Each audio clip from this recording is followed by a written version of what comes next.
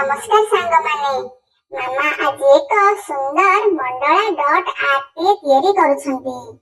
मामा ये आर्ट को तैयारी करिया भितरे आपण माने मोठारु एक सुंदर गपटी सुनि नियंतु। गपटीर नाम हैला राती केमिति कटिला। जने साधु भ्रमण करी करी कोनोसी शहर रे पहुंचिले। सेतेबेले को राती होई जाई थाए। शहरर फाटक बंद। शीत दिन बाबा को शीत लागु थाए। आखरे कोनोसी गरम पोशाक नाही।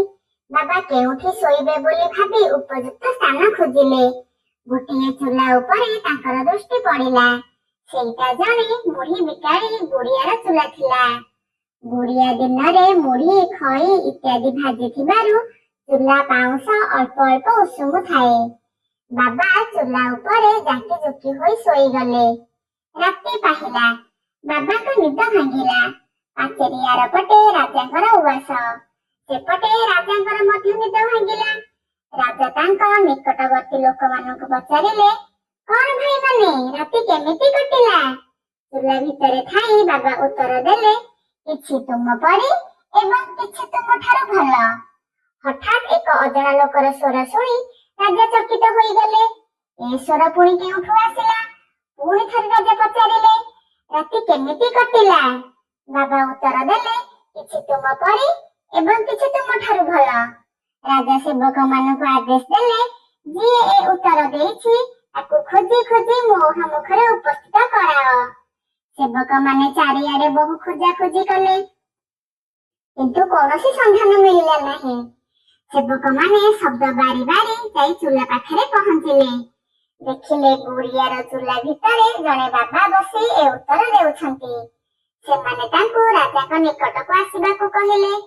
बाबा कहिले, "भाई माने मु की अपराध कले जे मते राजा डकाई पठाइछंती?" सेवक माने कहिले, "बाबा अपराध नुहे, राजा आपनक सहित कथाबार्ता हेबाकु चाहुछंती।" बाबा धीरे धीरे चूल्हा भितरु बाहरिले। अपूर्व रूप, देह सारा पाउंस लागिछि।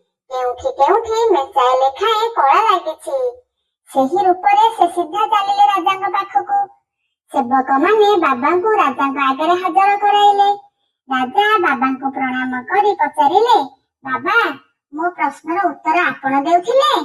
बाबा कहिले, "प्रश्न आपण करूथिले कि आउ किए करूथिले ताहा मु जाने ना, किंतु मो प्रश्न सुनी ताहार उत्तर अवश्य देउथिली।" राजा कहिले, "मु प्रश्न ही करूथिली, किंतु मो प्रश्नर उत्तर रे आपण कहिले जे किछि तुम परी एवं किछि तुम ठारू भल। एक कथार मर्म मु किछि बुझी पारिली नाही। एबे मते स्पष्ट करी बुझाई दियंतु जे मो भଳି आपणकर राती केमिति कटिला। मु तो राजमहल रे सोइथिली, आपण तो चूल्हा भितरे सोइथिले, एबे समान हैला किपरि?" बाबा कहिले, "राजन जेतेबेले आमे दुहे निदरे सोई जाइथिले सेतेबेले आम दुहींकु जଣା पडु नथिला जे आमे चूल्हा भितरे सोइछु कि राजमहल रे सोइछु। मोर चूल्हा कथा मने नथिला कि आपणकर राजउवास कथा मने नथिला। तेबे ए क्षेत्र आमे दुहे समान होई गेले कि नाही?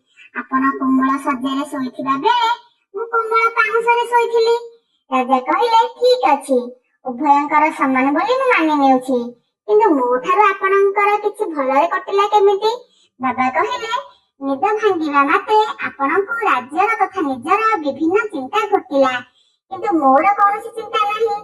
मु आनंदरे बसी मो भगवानकु भजुथिली। तेबे मोर आपणक ठारू भलरे राती कटिला कि नाही?"